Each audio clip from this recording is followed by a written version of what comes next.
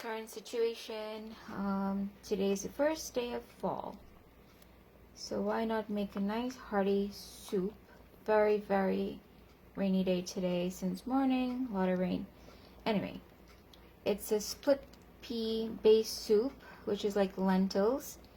Has coconut milk in here, it has coconut oil, it has peppercorns, it has gnocchi, it has Swiss chard, it has zucchini, carrots, and little coriander,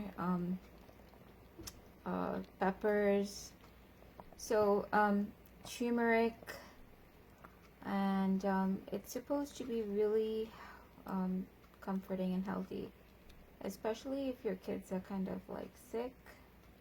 So it's the best.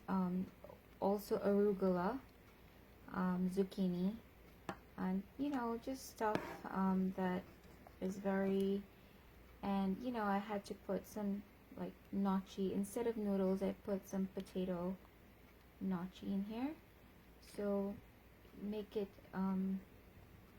enriched and good for them. So it's thickening right now, you can clearly see, so I'll stop the heat.